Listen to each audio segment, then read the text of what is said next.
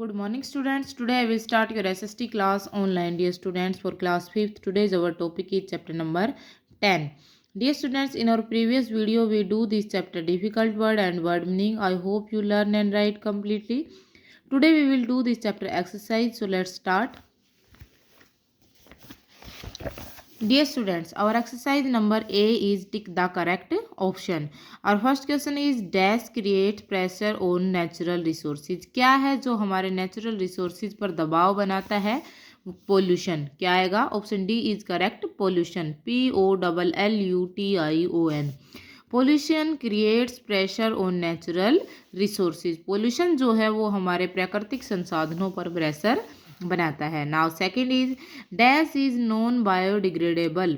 क्या है जो नॉन बायोडिग्रेडेबल है? Plastic.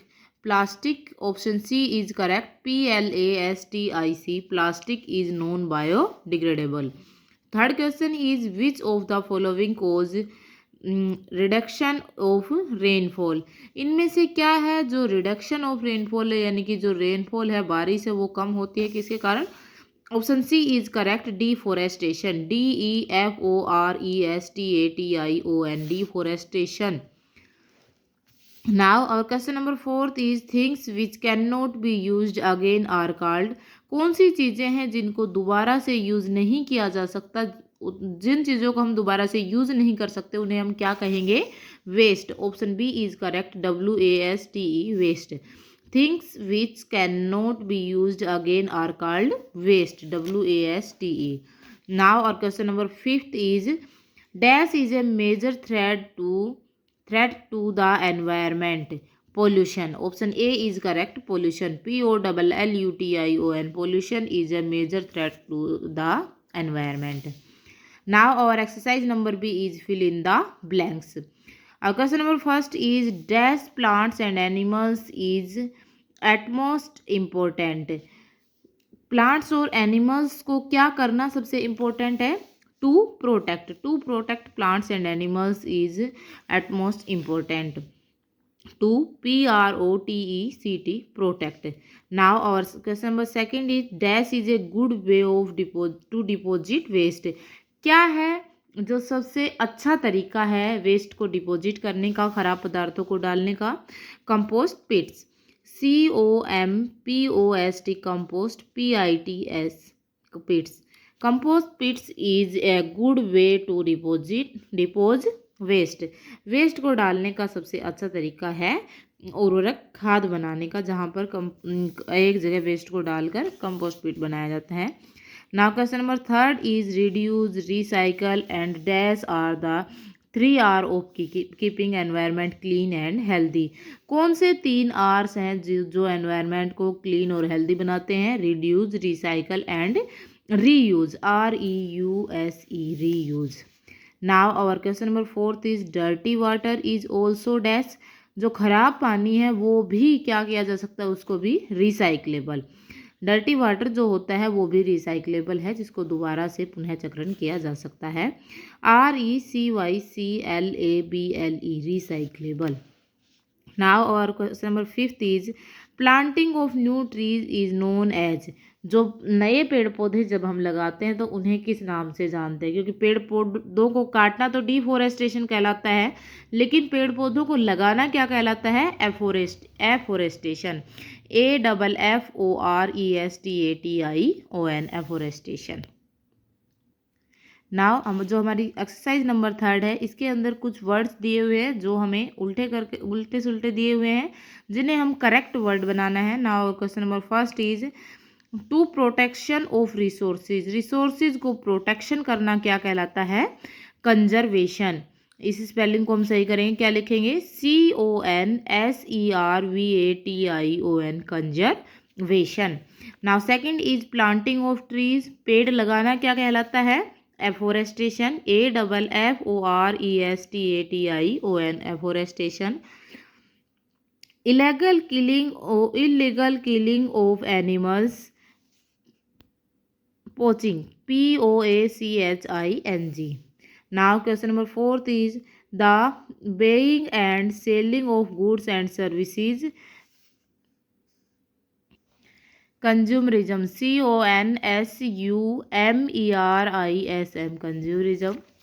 Now, our exercise number D is write T for true and F for false statement. Our first statement is leftover food, vegetable peels and paper are non-biodegradable waste. This statement is false क्योंकि ये biodegradable waste है, ना कि non-biodegradable है. Now question number second is growing plants help to protect soil for getting eroded.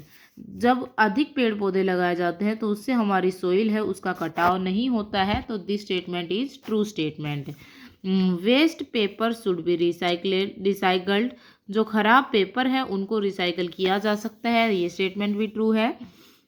First statement is wildlife sanctuaries provide protection of animals.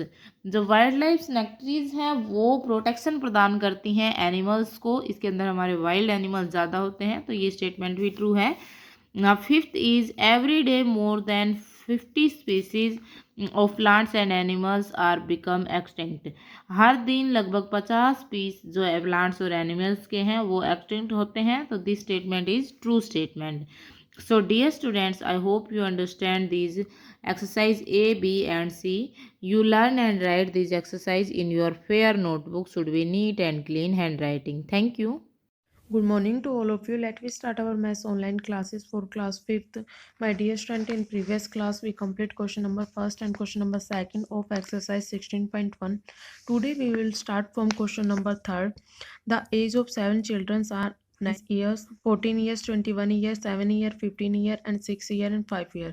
So 7 children की age given है 9 year, 14 year, 21 year, 7 year, 15 year and 6 year and 5 years. Now find the their averages. Students उनकी averages क्या है ये हमें find करना है. So let's start.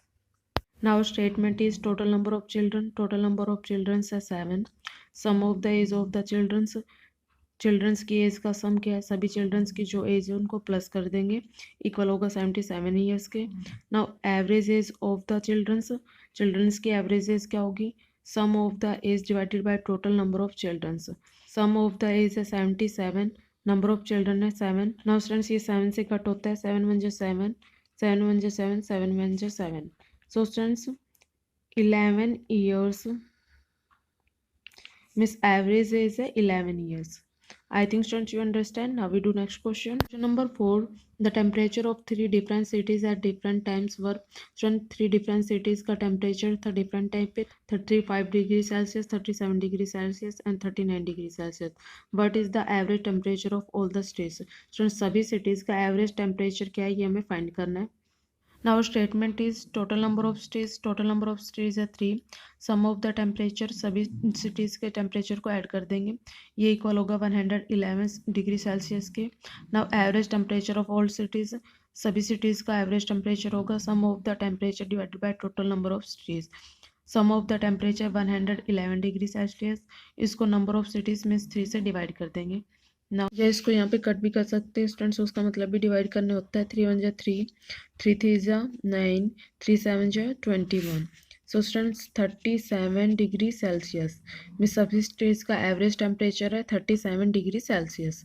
I think you understand. Now we do next question. Now question number 5. A child walk. Student एक बच्चा चलता है 50 मीटर इन फर्स्ट मिनट में, 55 मीटर इन सेकंड मिनट में, 60 मीटर इन थर्ड मिनट में, 65 metre fourth minute में, 70 metre fifth minute में. Now find out the average distance he travel in the 5 minutes. Students हमने एवरेज डिस्टेंस फाइंड आउट करनी है जो उसने 5 मिनट्स में ट्रैवल की है. सो और statement is total number of minutes है 5. Now sum of the distance, जो डिस्टेंस उसने वॉक की उसको ऐड कर देंगे, 300 minutes. Now average of distance is equal to sum of the distance divided by total number of minutes. Sum of the distance है 300 और total number of minutes है 5. अब इसको डिवाइड करेंगे. Now स्टूडेंट्स इसको कट भी कर सकते हैं. 5 1 जा 5, 5 6 जा 30, 0 मिस 6 मीटर की डिस्टेंस स्टूडेंट्स उसने ट्रैवल की है 5 मिनट्स में. I think you understand. Now we do next question. Question number 6. A cricket player makes 24, 12, 72, 84 and 108 runs in 5 matches. Students एक क्रिकेट प्लेयर है वो 5 मैचेस में रन बनाता है 24, 12, 72, 84, 108 runs. Now find out the his average runs.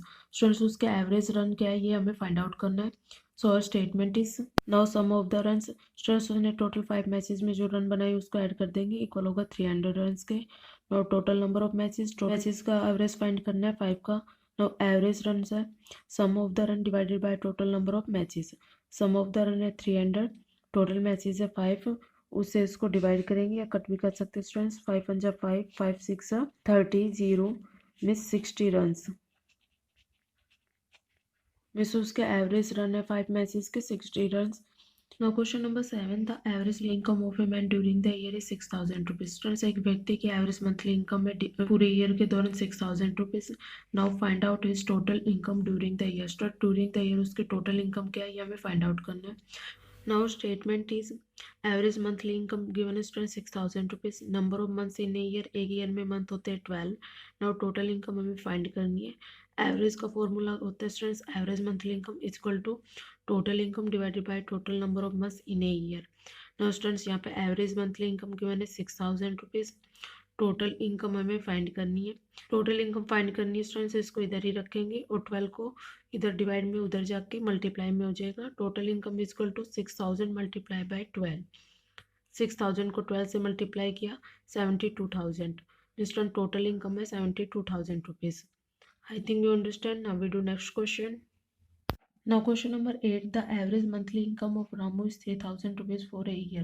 So Ramu की average monthly income है 3,000 rupees एक year में। Now he earns 15,000 in first 6 months. यदि students वो first 6 months में 15,000 rupees earn करता है, find out his earning in the next 6 month। तो उसकी next 6 month की earning क्या है ये हमें find out करनी है। इस फर्स्ट 6 मंथ में तो उसने 15,000 रुपीज़ कमाए और नेक्स्ट 6 मंथ में उसने कितने रुपए कमाए ये हमें फाइंड करना है। पहले स्टूडेंट्स उसकी टोटल इनकम फाइंड करेंगे, उसमें से फिर उसके फर्स्ट 6 मंथ की इनकम को माइनस कर देंगे तो नेक्स्ट 6 मंथ की इनकम फाइंड आउट हो जाएगी। Now student our statement is average monthly income equal है 3,000 रुपीज़ की। Now total of months in a year, एक ईयर में टोटल मंथ्स होते हैं 12।